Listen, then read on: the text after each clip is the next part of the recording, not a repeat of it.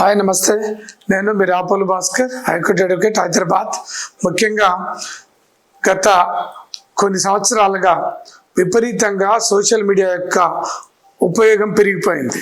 Facebook, Instagram, రకరకాల ఫోరమ్స్లలో ఈ యొక్క సోషల్ మీడియా విపరీతంగా పెరిగిపోయింది. అయితే ప్రతిరోజు చాలామంది పనున్నటువంటి వ్యక్తులు రకరకాల వీడియోలని, ఫోటోలని మనకు షేర్ చేయడం అనేటువంటి జరుగుతూ ఉంది.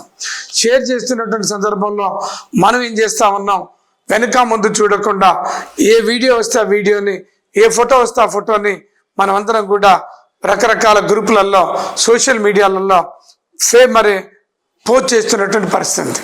ఏం జరుగుతుంది? ఏది పడితే అది పోస్ట్ చేయటం వల్ల మీరు చిక్కులలో ఇరికెట్టేటువంటి ప్రమాదం ఉంది.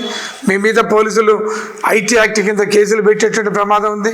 జైలు పంపిన ఆశ్చర్యపోయినటువంటి పరిస్థితి ఉంది.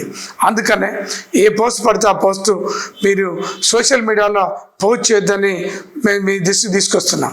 ఈ మధ్యకాలంలో కేరళలో ఒక మహిళ తను గార్డెన్లో ఉంటూ ఒక సోషల్ మీడియా ఒక ఫోటో వీడియోని ప్రిపేర్ చేసి సోషల్ మీడియాలో పోస్ట్ చేయడం అనేది జరిగింది. ఆ వెనకాల ఆమె ఉన్నటువంటి గార్డెన్లో గంజాయి మొక్కలు కూడా దాంట్లో కనపడ్డాయి. దాన్ని పరిశీలించినటువంటి ఆ ఫుటేజ్ని పరిశీలించినటువంటి పోలీసులు NDPS అనేటువంటి ఒక యాక్ట్ కింద ఆమె మీద కేసులు కట్టిండ్రు. ఆ వీడియోని పోస్ట్ చేస్తే ఆమె మీద కేసులు పెట్టారు. ఆమెని ట్రోల్ చేసినందుకు ఆ వీడియోని ఇతర సోషల్ మీడియాలలో పోస్ట్ చేసిన ప్రతి వాళ్ళ మీద కూడా క్రిమినల్ కేసులు నమోదైనాయి. మీకు గుర్తుందా, ఈ మధ్యకాలంలో హైదరాబాద్లో ఒక తండ్రి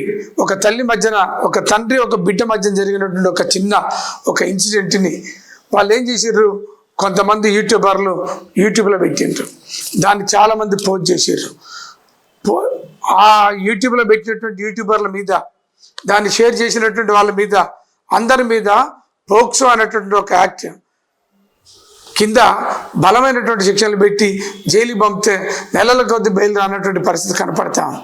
అందుకనే మీరు మహిళల గురించి కామెంట్ చేసేటటువంటి సమయంలో చిన్నపిల్లలకు సంబంధించినటువంటి వీడియోలు, ఫోటోలు పోస్ట్ చేసేటటువంటి సందర్భంలో ఏది పడితే అది పెట్టకుండా జాగ్రత్తగా 1-2 సార్లు ఆలోచించి, ఎలాంటి కాంప్లికేషన్స్ రావు, వివాదాస్పదం కాదు అనుకున్నటువంటి ఫోటోలు మాత్రమే మీరు వీడియోలు పెట్టండి, సోషల్ మీడియాలో పెట్టండి.